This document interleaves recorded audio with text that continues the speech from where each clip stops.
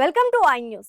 కాంగ్రెస్ జాతీయ అధ్యక్షుడు మల్లికార్జున ఖర్గేకి మరోసారి రాజ్యసభ అవకాశం దాదాపు ఖాయమైందా? అదే సమయంలో ఆంధ్రప్రదేశ్ కాంగ్రెస్ అధ్యక్షురాలు వైఎస్ షర్మిలను కూడా రాజ్యసభకు పంపించే వ్యూహం హైకమాండ్ సిద్ధం చేస్తుందా? ఢిల్లీలో జరుగుతున్న వరుస భేటీలు, కర్ణాటక కాంగ్రెస్ లో మారుతున్న సమీకరణాలు, రాహుల్ ఖర్గేతో షర్మిల సమావేశాలు ఇప్పుడు రాజకీయంగా భారీ చర్చకు దారితీశాయి. అసలు కాంగ్రెస్ ప్లాన్ ఏంటి? షర్మిలకు ఏ రాష్ట్రం నుంచి అవకాశం దక్కబోతోంది? ఇప్పుడు చూద్దాం.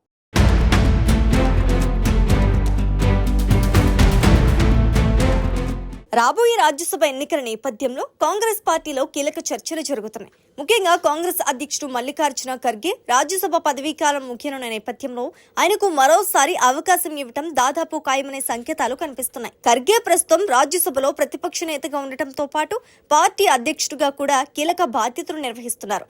అందుకే ఆయన కొనసాగింపుపై హైకమాండ్ సానుకూలంగా ఉందని జాతీయ రాజకీయ వర్గాలు చెప్తున్నాయి.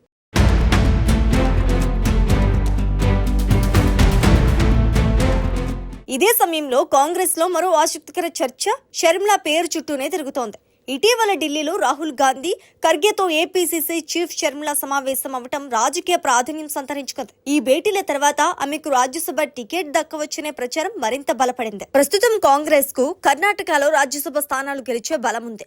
ఆ స్థానాల్లో ఒకటి షర్మిలకు కేటాయించే అవకాశం ఉందని పలు జాతీయ మీడియా కథనాలు పేర్కొంటున్నాయి. కాంగ్రెస్ లో చేరినప్పుడు ఆమెకు ఇచ్చిన రాజకీయ హామీల్లో భాగంగానే ఈ నిర్ణయం తీసుకున్నట్లు సమాచారం. మరోవైపు కర్ణాటక రాజకీయాల్లో కూడా ఇదే అంశం కీలకంగా మారింది.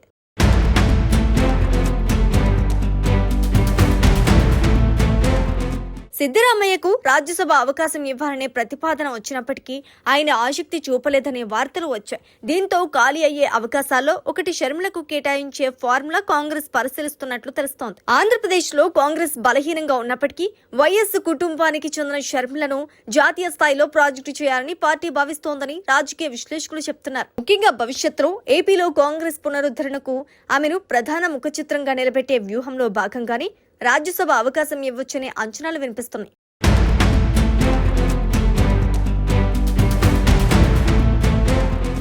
అయితే అధికారిక ప్రకటన ఇంకా వెలువడలేదు. కానీ ఢిల్లీ రాజకీయ వర్గాల్లో మాత్రం ఒక చర్చ బలంగా వినిపిస్తోంది. ఖర్గేకు మరో టర్మ్ దాదాపు ఖాయం.